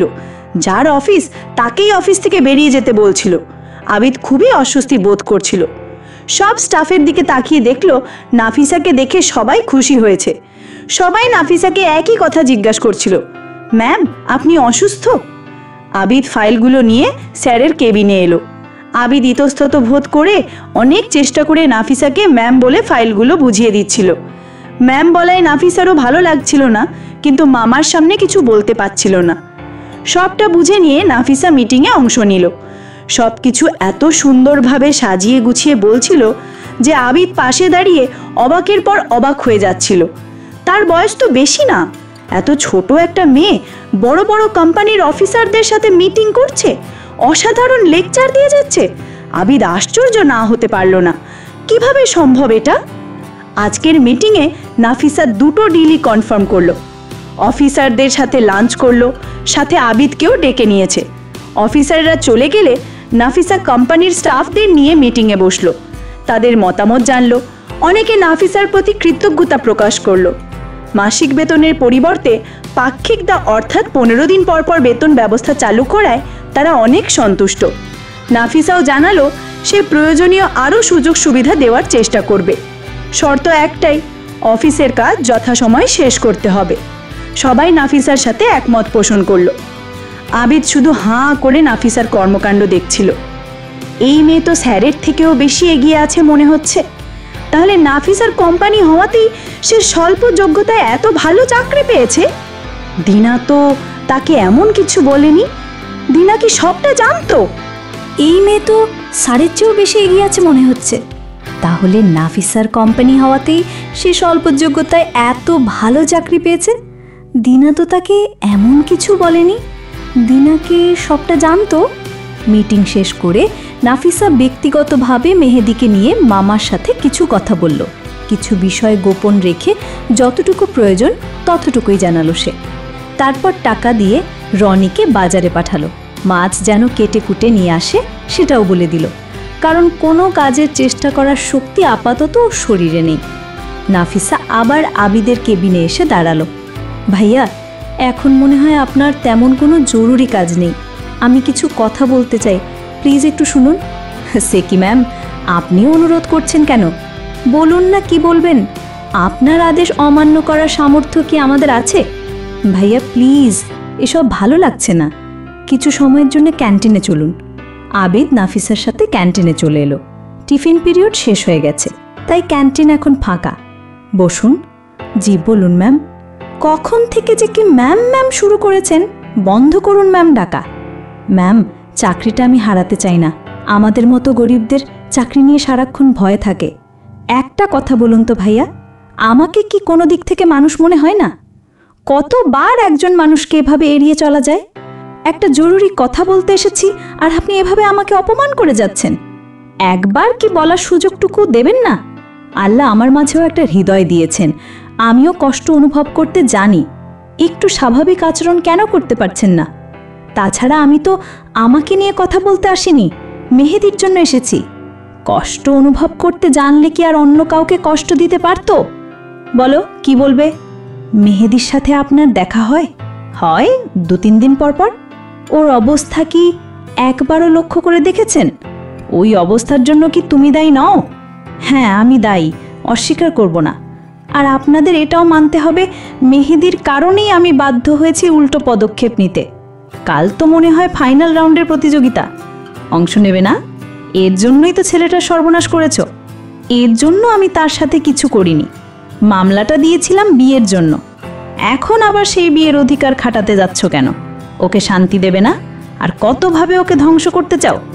হ্যাঁ, শান্তিই দিতে এসেছি, কোনোভাবে ধ্বংস করতে চাইছি না। সাধ্যমতো যতটুকু সম্ভব ফিরিয়ে দিতে চাই। ভাইয়া, আমি আপনার কাছে সাহায্য চাইতে এসেছি মেহেদির জন্য। ও অনেক খারাপ পথে চলে যাচ্ছে, আপনি একটু সাহায্য করুন ওকে ভালো পথে আনতে। আমার বিশ্বাস ও আপনার কথা একটু হলেও শুনবে। মেহেদির নামে বাজে কথা বলো না অন্তত।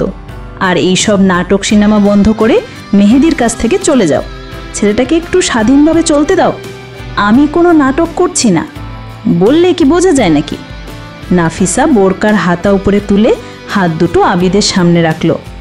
আবিদ চমকে উঠে একবার নাফিসার মুখের দিকে তাকালো, আরেকবার হাতের পোড়া দাগগুলোর দিকে।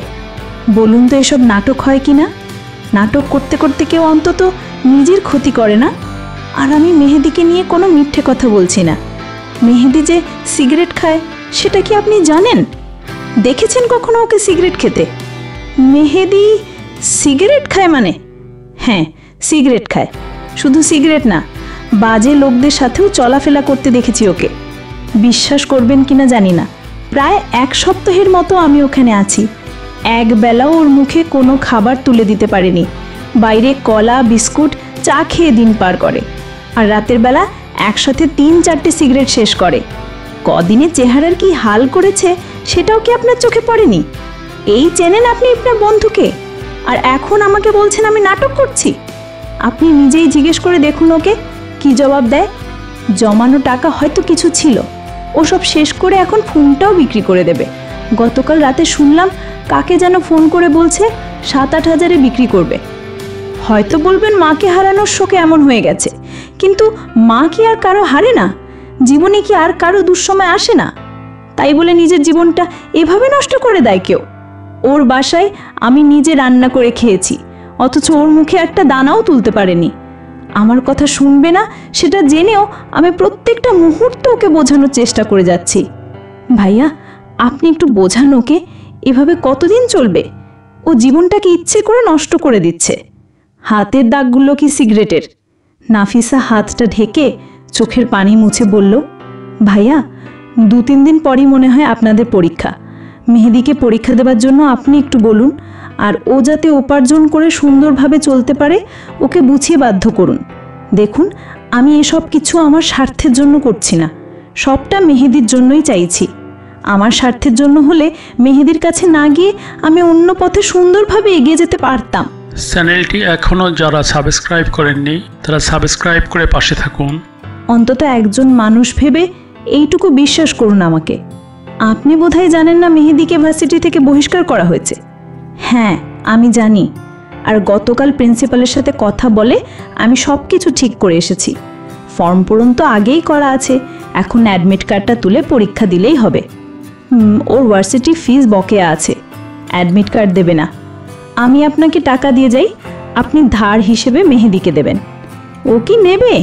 যেহেতু আয় নেই তাই আমাকে ফেরত দেওয়ার কথাও বারবার চিন্তা করবে। আমি মামার সাথে কথা বলে রেখেছি, মেহেদির জন্য একটা পোস্ট ঠিক করে রেখেছি। আস্তে আস্তে দক্ষ হলে বাকিটা পরে ব্যবস্থা করব। ও কাজের মধ্যে থাকলে ওসব বাজে পথে আর যাবে না। এখন শুধু আপনি ওকে বুঝিয়ে সমর্থন করলেই ও রাজি হবে। ভাইয়া, কি পোস্টে? ম্যানেজিং? ম্যানেজিং? হ্যাঁ, আপনারটা সরাচ্ছি না, একাধিক ম্যানেজার হিসেবে মেহেদির জন্য পোস্টটা ফাঁকা করেছি। আপনি ওকে কাজ বুঝিয়ে দেবেন, আর আপনার সাথে কাজ করলেও সময়টাও ভালো কাটবে। এখন বলুন ভাইয়া, আপনি একটু সাহায্য করবেন কি না? তোমার কথা সত্যি হলে আমি চেষ্টা করব। একটা অনুরোধ, এর বিপরীতে কোনো চাল চেলো না। আপনি সে ব্যাপারে নিশ্চিত থাকুন। দিনা কেমন আছে? ভালো। এমন সময় রনি এসে বলল, ম্যাম, বাজার নিয়ে এসেছি, বাইরে রিক্সা অপেক্ষা করছে। নাফিসা ব্যাগ থেকে একটা কাগজ নিয়ে কিছু একটা লিখে রনিকে বলল, ভাইয়া, রিক্সাওয়ালাকে এই ঠিকানায় পাঠিয়ে দিন। চালের বস্তাটা যেন ঘরের সামনে রেখে আসে, আর বাজারের ব্যাগটা আমার কাছে নিয়ে আসুন। ওকে। রনি চলে গেলে আবিদ বলল, পুরো সংসার সামলানোর ব্যবস্থা করছো? চেষ্টা করছি, এখন মেহেদি শুধরালেই হয়। আমি ওকে হঠাৎ করে চাকরির কথা বলি কিভাবে? তাও ঠিক, আপনি ওকে আগে পরীক্ষা দেওয়ার কথাটা বলবেন, আর বকেয়া পরিশোধের জন্য আপনি সাহায্য করতে চাইবেন। তারপর সে যদি টাকা ফেরতের কথা বলে তখন চাকরির কথা বলবেন। আমার কথা যেন জানতে না পারে। ওকে, চেষ্টা করব। আপনার ফোন নাম্বার আর অ্যাকাউন্ট নাম্বারটা দিন, আমি 10,000 টাকা পাঠিয়ে দিচ্ছি। আগে ওকে মানিয়ে নিই, তারপর টাকার হিসাব। আমি তো আর প্রতিদিন অফিসে আসবো না, রেখে দিন, প্রয়োজন হলেই কাজে লাগাবেন। ওকে, এখনই ফোন করে আপনি দেখা করতে বলুন, আমি ভাইসে যাচ্ছি। এখন তো অফিস টাইম, ছুটি তো হয়ে গেছে এতক্ষণে। পরপর 2টো মিটিংয়ের পর আমি অফিস টাইম শেষ করে দিয়েছি। কাল থেকে আবার সবাই কাজে লেগে যাবে। ওকে। আবিদ নাফিসার সাথে ক্যান্টিন থেকে বের হতে হতে মেহেদিকে ফোন করে দেখা করতে বলল। অফিসের সব কিছু গুছিয়ে নাফিসা আর আবিদ একসাথেই বের হলো। বাইরে আসতেই মেহেদি হাজির। তিনজনই অবাক। নাফিসা আর আবিদ এখানে দেখে অবাক। নাফিসা আর আবিদ ফোন করার সাথে সাথেই মেহেদিকে অফিসের সামনে হাজির হতে দেখে অবাক। নাফিসা মেহেদিকে উদ্দেশ্য করে, তুমি এখানে কেন? আবিদ চমকে ওঠে, অফিসে মানুষ কেন আসে? তোমাকে তো কতবার বললাম তুমি আর চাকরি করবে না, এখন না পেরে আমাকেই খুঁজতে হচ্ছে। ভাইয়া, আপনাদের অফিসে পিয়নের পোস্ট খালি হলেও আমাকে জানাবেন প্লিজ। খাবারের টাকাটা উপার্জন করতে পারলেই হবে। আপনার বন্ধুর মতো না খেয়ে থাকার জন্য তো আর কেউ পৃথিবীতে আসেনি। নাফিসা এখানে আর অপেক্ষা না করে বাজারের ব্যাগটা নিয়ে রিক্সা ডেকে চলে গেল। আবিদের হাসি পাচ্ছিল নাফিসার কথায়, কিন্তু মেহেদির সামনে হাসিটা প্রকাশ করল না। মেহেদি, আবিদ, এই মেয়ে এখানে কেন এসেছে রে? আবিদ, চাকরি খুঁজতে। কিন্তু তুই এত তাড়াতাড়ি আমার অফিসের সামনে? এদিক দিয়ে যাচ্ছিলাম, ফোন করেছিস তাই ভাবলাম দেখা করেই যাই। কেন ডেকেছি? আবিদ, আয় আমার সাথে, তোর সাথে কিছু কথা আছে। মেহেদি, চল। আবিদ মেহেদিকে নিয়ে পাশের একটা রেস্টুরেন্টে এলো। এদিকে নাফিসা বাসায় চলে এসেছে। চালের বস্তাটা দরজার সামনেই রেখে গেছে, কিন্তু এটা ভেতরে নেবে কিভাবে? তালা খুলে ফ্রেশ হয়ে নিল। কিছুক্ষণ বস্তাটা টানাটানি করলো। এমনিতেই অসুস্থ, তার উপর এই বস্তার সাথে পারা যায়? অনেক টেনে হিচড়ে কোনো মতে বারান্দার দরজা পার করে আনলো। তারপর গোসল সেরে নিল, ভাত খেয়ে রাতের জন্য রান্না বসালো। সন্ধ্যা হয়ে গেছে, মেহেদি আসছে না। এদিকে আবিদের ফোন আর মেহেদি দুটোরই অপেক্ষায় আছে নাফিসা। রাত 8টায় মেহেদি ফিরেছে। ওর চোখ মুখ কেমন যেন দেখাচ্ছে, কেঁদেছে নাকি? একবার নাফিসার দিকে তাকায়ও নি। ওয়ার্ড্রোব থেকে জামা কাপড় নিয়ে সোজা বাথরুমে চলে গেল। নাফিসা খাবার বাড়ল। মেহেদি গোসল করে এসে সাথে সাথেই শুয়ে পড়েছে। নাফিসা বাথরুমে উকি দিয়ে দেখল জামা কাপড় ঠিকই রেখে গেছে। মুচকি হেসে শাড়ির আঁচল কোমরে গুজে শার্ট প্যান্ট ধুয়ে দিল। ওর জন্য কাজটা এখন কষ্টের হলেও ভালো লাগছে করতে। নিজেকে দায়িত্বশীল সংসারী মনে হচ্ছে। বারান্দায় জামা কাপড় নেড়ে মেহেদির কাছে এসে বসলো। মেহেদি চোখ বুজে আছে। শরীর খারাপ নাকি? নাফিসা মেহেদির কপালে হাত রাখলো। না, শরীর ঠান্ডা। মেহেদি ওর হাত তো সরিয়ে দিল। নাফিসা, খাবে না? সারাদিন এমন না খেয়ে কাটাও কিভাবে? মেহেদি, কোনো কথা বলবি না, যা এখান থেকে। নাফিসা, পরে আবার খুঁজবে না তো। মেহেদি, যাবি এখন? মেহেদির ধমকে নাফিসা উঠে গেল। মেহেদি চোখের ওপর হাত রেখে শুয়ে আছে। নাফিসা অয়েনমেন্ট নিয়ে আবার কাছে এসে দাঁড়ালো। নাফিসা, অয়েনমেন্টটা লাগিয়ে দেবে একটু? মেহেদি হাত সরিয়ে নাফিসার দিকে তাকালো। কিছু না বলে উঠে বসে হাত থেকে অয়েনমেন্টটা নিল। পেট থেকে শাড়িটা সরাতে গেলে নাফিসা পেছনে সরে গিয়ে বলল, এটা আমি লাগাতে পারবো, তুমি পিঠে লাগিয়ে দাও। মেহেদি বিছানা ছেড়ে নাফিসার পেছনে দাঁড়ালো। সাথে সাথে নাফিসা মেহেদিকে জড়িয়ে ধরে বলল, এভাবেই থেকে লাগিয়ে দাও প্লিজ। মেহেদি সামনে থেকে আস্তে আস্তে অয়েনমেন্ট লাগাচ্ছিল, আর নাফিসা ওকে শক্ত করে ধরে টানছিল। পিঠে লাগানো শেষ হতেই মেহেদি খাটে বসে নাফিসাকে কাছে টেনে দাঁড় করিয়ে পেটেও লাগিয়ে দিচ্ছিল। নাফিসা বাধা দিচ্ছিল, রেখে দাও, পরে লাগাবো, অনেক জ্বালা করছে। মেহেদি না থেমে পেটে আর হাতেও লাগিয়ে দিল। আবিদের ফোন আসতেই জানালার কাছে চলে গেল, আর নাফিসা রান্নাঘর থেকে এক প্লেট খাবার এনে ভয়ে ভয়ে মেহেদির সামনে দাঁড়ালো। মেহেদি কথা বলা শেষ করতেই বলল, কয়দিন না খেয়ে বাঁচবে? খাবার তো কোনো দোষ করেনি, শুধু শুধু অবহেলা করছো কেন? রাগ তো আমার উপর, শাস্তিও তো আমি পাচ্ছি। প্লিজ অল্প কিছু খেয়ে নাও, আল্লাহর রহমতের দানা, ফেলো না প্লিজ, দয়া করে কিছু খেয়ে নাও। মেহেদি প্লেটটা হাতে নিয়ে ঘর থেকে বেরিয়ে যাচ্ছিল, আর এদিকে নাফিসা বলে যাচ্ছিল, মেহেদি প্লিজ ফেলো না, খাবার ফেলতে নেই, আল্লাহ অসন্তুষ্ট হবেন। হঠাৎ দেখলো মেহেদি তো বাইরে যায়নি। নাফিসা দরজার কাছে আসতেই দেখলো মেহেদি মায়ের ঘরের দরজাটা ঠাস করে লাগিয়ে দিয়েছে। কি করতে যাচ্ছে ও? খাবারটা কি খাবে নাকি জানালা দিয়ে আবার ফেলে দিবে? নাফিসা ভাবতে ভাবতে রান্নাঘরে এসে তার প্লেট নিয়ে খেতে লাগলো। অনেকক্ষণ পর মেহেদি বেরিয়ে এসেছে। এতক্ষণে নাফিসার খাওয়া শেষ। মেহেদির চোখ ভেজা ভেজা দেখাচ্ছে। প্লেটটা না ধুয়ে রান্নাঘরে রেখে হাত ধুয়ে ঘরে এসেছে। নাফিসা প্লেটটা দেখে কিছুটা আন্দাজ করতে পারলো মেহেদি খেয়েছে, কিন্তু নিশ্চিত না। ঘরে এসে দেখলো মেহেদি আবার সিগারেট ধরিয়েছে। আজ আর ভয়ে কিছু বলতে গেল না নাফিসা। চুপচাপ খাটে এসে কাঁথা টেনে শুয়ে পড়ল। একটা সিগারেট শেষ করে শার্টটা খুলে আবার নাফিসার খুব কাছে চলে এলো।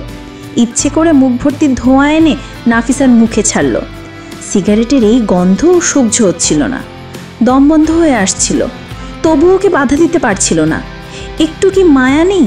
এই অসুস্থ শরীরেও ঝাঁপিয়ে পড়ছে। এটা কি ভালোবাসা না প্রতিশোধ দেখাচ্ছে? কিছুই বুঝতে পারছিল না নাফিসা। একটা সিগারেট শেষ করে শার্টটা খুলে আবার নাফিসার খুব কাছে চলে এলো। ইচ্ছে করে মুখ ভর্তি ধোঁয়া এনে নাফিসার মুখে ছাড়ল। সিগারেটের এই গন্ধ ওর সহ্য হচ্ছিল না, দম বন্ধ হয়ে আসছিল। তবুও ওকে বাধা দিতে পারছিল না। একটু কি মায়া নেই? এই অসুস্থ শরীরেও ঝাঁপিয়ে পড়ছে। এটা কি ভালোবাসা না প্রতিশোধ দেখাচ্ছে? কিছুই বুঝতে পারছিল না নাফিসা। সকালে মেহেদির ফোনের রিংটোনে দুজনেরই ঘুম ভাঙল। মেহেদি চোখ না খুলেই আশেপাশে হাত নেড়ে ফোনটা খুঁজছিল। নাফিসা ঘুম ঘুম চোখে তাকালো।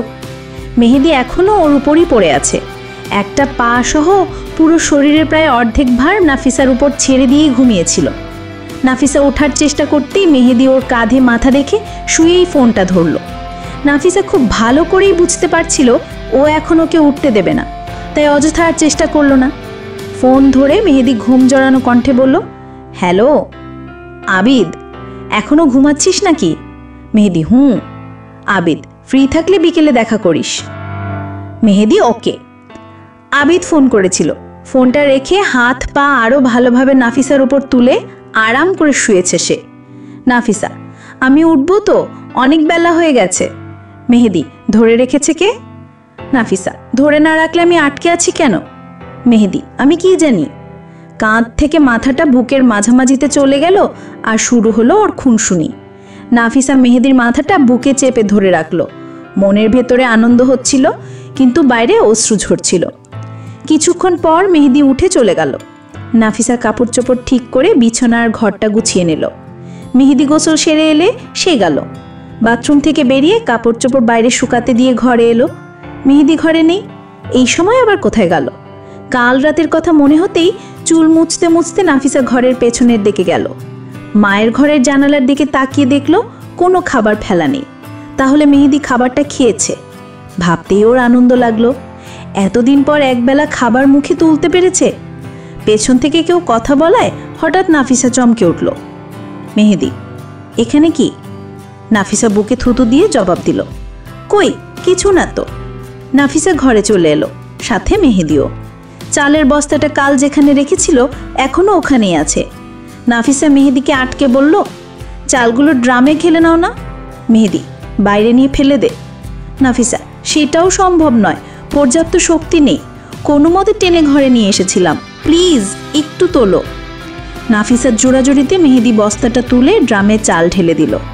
ঘরে এসে নাফিসা চুল আঁচড়ানোর জন্য ড্রেসিং টেবিলের সামনে যেতেই মেহেদি কাছে এসে পিছনে দাঁড়ালো। নাফিসা ওকে আয়নায় দেখে শিউরে উঠল। মেহেদি ওর পিচ ঢাকা চুলগুলো সরিয়ে একপাশে সামনে এনে রাখলো। কাঁধ থেকে শাড়ির আঁচলটাও ফেলে দিল। সামনে আয়না। নাফিসা লজ্জায় চোখ বন্ধ করে ফেলল। মনের ভেতর যেন ঢাক ঢোল পিটাচ্ছিল কেউ। মেহেদির হাত ওর পিঠ স্পর্শ করতেই কেঁপে উঠল সে। হঠাৎ করেই যন্ত্রণায় লাফিয়ে উঠল সে তো ভেবেছিল অসময়ে মেহেদির রোম্যান্স জেগে উঠেছে। এ তো রোম্যান্স নয়, পোড়া ঘায়ে অয়েন্টমেন্ট লাগাতে এসেছে সে। নাফিসা এক লাফে খাটের ওপাশে চলে গেল, শাড়ির অচলটাও তুলে গায়ে জড়িয়ে নিল। নাফিসা, কি করছো তুমি? এভাবে কি অয়েন্টমেন্ট লাগায়? মেহেদি, মেরেছি নাকি? নাফিসা, মেরোনি, কিন্তু আমি তো ভাবছিলাম। মেহেদি, কি? নাফিসা, কিছু না, এখন এটা লাগাতে হবে না, রাতে ঘুমানোর আগে লাগালেই হবে। মেহেদি আর কিছু না বলে সোজা গিয়ে দরজাটা লাগিয়ে দিল। অয়েন্টমেন্ট হাতে নিয়ে নাফিসার দিকে এগিয়ে গেল। কোন দিকে পালাবে সেটা নাফিসা ভাবতে ভাবতে মেহেদি ওর কাছে এসে পড়েছে। এবার সামনে থেকে জড়িয়ে ধরে আবার শাড়ির আঁচলটাও ফেলে দিল। এভাবে না দাঁড়ালে অয়েন্টমেন্ট লাগাতে দেবে না। লাগানোর আগেই নাফিসা ওকে শক্ত করে জড়িয়ে ধরে ওর গলায় মুখ গুজে রাখলো। অয়েন্টমেন্ট লাগানোর পুরোটা সময় এভাবেই ওর গলা জড়িয়ে পড়ে রইল আর দাঁতে দাঁত চেপে চোখের পানি ফেলে মেহেদির কাঁধ ভিজিয়ে দিচ্ছিল। মেহেদি ওকে ছাড়ানোর চেষ্টা করতেই নাফিসা ওর গলায় একটা চুমু দিয়ে বলল, ভালোবাসি প্রিয়। মেহেদি কোনো প্রতিক্রিয়া না করে হাঁটু ভেঙে বসে পড়ল। পিঠে আর হাতে অয়েন্টমেন্ট লাগিয়ে দিল। নাফিসা রান্নাঘরে এসে সকালের নাস্তার জন্য ভাত আর শাক ভাজি করল। মেহেদি আবার বেরিয়ে গেছে। ওর জন্য অপেক্ষা করে নাফিসা একাই খেয়ে নিল গরম ভাত আর সাথে রাতের বেঁচে যাওয়া তরকারি। জোহরের আজানের পর বাসায় ফিরল মেহেদি। বিছানায় বালিশ ঠিকঠাক মতো রেখে শার্টটা খুলছিল। নাফিসা মনে মনে বলল, এখন কি ঘুমানোর ব্যবস্থা করছে? সারাদিন তো এক ওয়াক্ত নামাজ পড়ে না, আজ শুক্রবার, জুমার নামাজও কি পড়বে না? সাহস নিয়ে মেহেদির কাছে গেল। শার্টের বোতাম খুলে ফেলেছিল, সেটা নাফিসা জোর করে লাগিয়ে দিতে দিতে বলল, কি গো, নামাজ পড়তে যাবে না? না, যাব না। সর। মেহেদি নাফিসাকে ধাক্কা দিয়ে সরিয়ে আবার বোতাম খুলছিল। নাফিসা কলারটা টেনে শক্ত করে ধরে বলতে লাগলো, কেমন মানুষ তুমি? জুমার নামাজ কেউ মিস করে? আল্লাহ নারাজ হবেন। তাছাড়া নামাজ আদায় না করলে মৃত্যুর পর কঠিন আযাব হবে। যাও না, নামাজ পড়ে এসো, 5 ওয়াক্ত নামাজ পড়বে, বাবা মায়ের জন্য দোয়া করবে, মায়ের কবর জিয়ারত করে আসবে, তাহলেই না তুমি একজন আদর্শ সন্তান হবে। জানো তো, সন্তানের দোয়া সবচেয়ে বেশি কাজে লাগে। তুমি দোয়া না করলে মা শান্তি পাবে কিভাবে? যাও না, যাও, নামাজ পড়ে কবর জিয়ারত করে এসো, জুমার দিন আরও বেশি সওয়াব হবে। মেহেদি ওর হাত ছাড়িয়ে বাথরুমে চলে গেল। নাফিসা একটু এগিয়ে বুঝতে পারল ও উঁচু করছে। ওর মনটা আনন্দে ভরে উঠল। শোনাতে পেরেছে তাহলে ওকে। ওয়ার্ড্রপ খুলে মেহেদির কাপড় চোপড় নেড়ে 3টে পাঞ্জাবি পেল। সেখান থেকে রঙিনগুলো রেখে সাদা রঙের পাঞ্জাবিটা বের করে খাটে রাখল। পাঞ্জাবিটা অনেক সুন্দর, গলায় আর হাতায় হাতের কাজ করা। এখন পরবে কি না কে জানে। মেহেদি অজু করে এসে পাঞ্জাবিটা খাটে দেখে একবার নাফিসার দিকে তাকালো, আরেকবার পাঞ্জাবির দিকে। এটা ওর মা নিজের হাতে সুতোর কাজ করে ঈদের সময় উপহার দিয়েছিল। নাফিসা চুপচাপ সোজা হয়ে দাঁড়িয়ে আছে। মেহেদি পাঞ্জাবিটা নিয়ে পড়ল। ড্রেসিং টেবিলের সামনে দাঁড়িয়ে চুল আঁচড়ে ঠিক করে নিল। পাঞ্জাবিতে ওকে অনেক সুন্দর লাগছিল, চুলগুলো কাটা থাকলে আরও সুন্দর লাগতো। মেহেদি ফোনটা বাসায় রেখে বেরিয়ে গেল। নাফিসা ওর যাওয়ার পথের দিকে তাকিয়ে মুচকি হাসল। প্রশান্তির নিঃশ্বাস ছেড়ে শার্ট আর ফোনটা ঠিক জায়গায় তুলে রাখল। একটু আগেই মাত্র আজান পড়েছে, নামাজ শুরু হতে অনেক দেরি। নাফিসা ফ্রিজ থেকে মুরগির মাংস নামিয়ে পেঁয়াজ কেটে রান্নার আয়োজন করল। এক নজরে ইউটিউবে আরেকবার হলুদ মরিচ মশলার পরিমাণটা দেখে নিল। রান্না শেষ করে স্বাদটা যাচাই করে নিল। মজা হয়েছে। চ্যানেলটি এখনও যারা সাবস্ক্রাইব করেননি তারা সাবস্ক্রাইব করে পাশে থাকুন। নাফিসা ওড়না বিছিয়ে নামাজ পড়ে নিল। মসজিদের নামাজ তো শেষ হয়ে গেছে, মেহেদি আসছে না কেন? মায়ের কবর জিয়ারত করতে গেছে হয়তো। নাফিসা মেহেদির ফোনটা নিয়ে দেখতে লাগলো। গ্যালারিতে মায়ের ছবিও আছে। দেখতে দেখতে হঠাৎ নিজের ছবি দেখে অবাক হলো। 4টে ছবি আছে। একটা ফুচকা মুখে তুলছে আর এত বড় হাঁ করে আছে, আরেকটা হাঁটার মাঝে তোলা হয়েছে, আরেকটা ভার্সিটির বারান্দায় বসে দিনার সাথে হেসে কথা বলছে, আরেকটা দিনার বিয়ের দিনের ছবি। এগুলো তুলল কখন সে তো আন্দাজও করতে পারেনি। ওর বন্ধু বান্ধবদের ছবিও আছে, কিন্তু রিশাদের ছবি একটাও নেই, সব কেটে দিয়েছে হয়তো। মেহেদি আর মায়ের ছবি দেখতে দেখতে আরও অনেকক্ষণ অপেক্ষা করলো নাফিসা। ওর চোখে ঘুম নেমে এসেছে। বেশ কিছুক্ষণ পর মেহেদি এসেছে। পানি পড়ার শব্দে নাফিসার ঘুম ভাঙল। এই সময় কলে পানি পড়ছে কেন? পাঞ্জাবিটা খাটেই পড়ে আছে। নাফিসা হাতে নিয়ে দেখলো কোথাও মাটি লেগে আছে আর ছোট ছোট চুল পড়ে ময়লা হয়ে আছে। একদিনেই এই অবস্থা? তারপর খেয়াল হলো কবরস্থানে গেছিল হয়তো, এই জন্য মাটি লেগেছে।